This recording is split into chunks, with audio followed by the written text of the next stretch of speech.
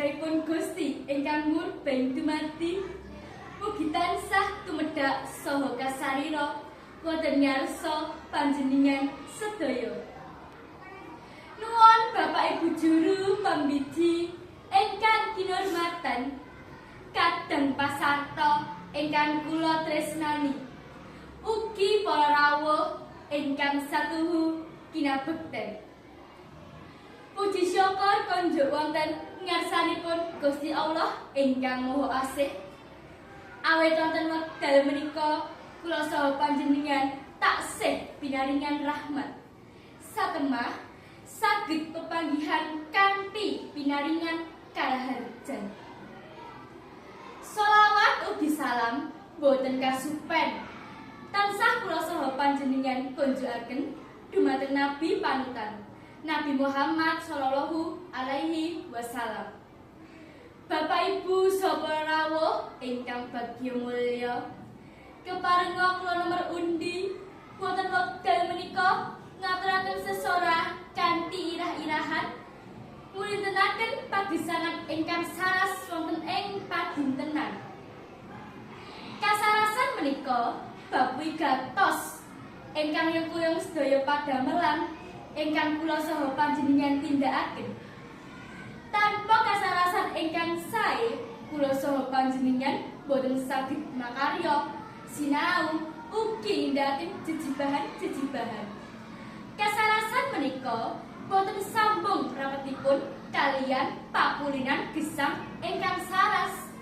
Pakulinan gesang ingkang saras menika satunggaling kabetahan ingkang boten saged dipuntilaraken. Ngetrepaken pakulinan menika kala wau mesti dadosaken kula saha panjenengan gesang saras kalih saking pinten-pinten sesakit saha virus. Kaping setunggal ingkang kedah dipun gatosaken inggih menika caranipun dahar.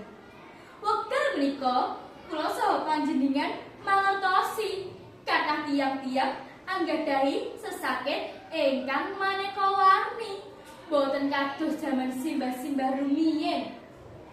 Punapa malih sakmenika kathah pawartos bilih laré taksih alit sampun gadah sakit gagal ginjal, obesitas, diabetes, jantung, ugi kiraman nutrisi.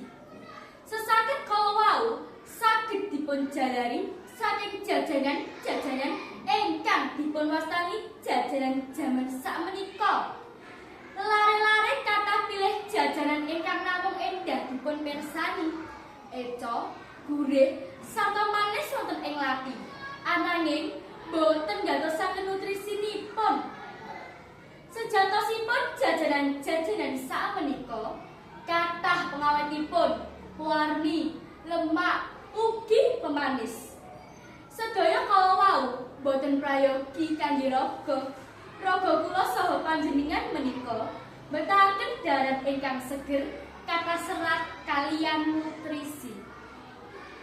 Ingkang langkung wigatos malih inggih menika sampun kasupen ngunjuk toya petak paling boten 8 gelas saben dintenipun.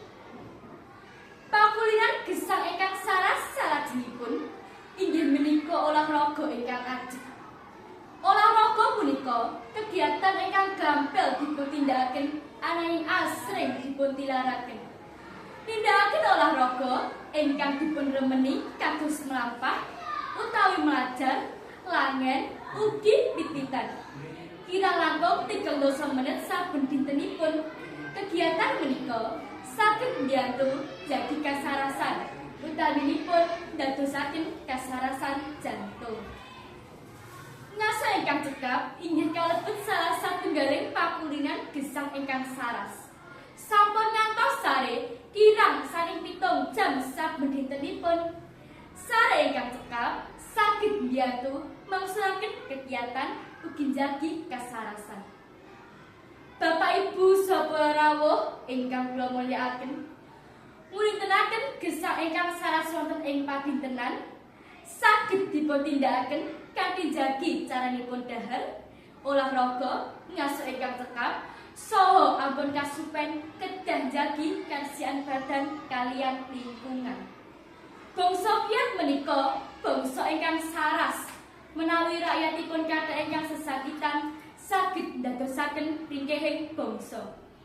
Kasarasan menika langkung awis tinimbang emas sagunung anakan. Bapak Ibu saha para rawuh ingkang kula mulyakaken, cekap semanten atur kula wonten lepatipun kula nyuwun agunging pangaksami. Wassalamualaikum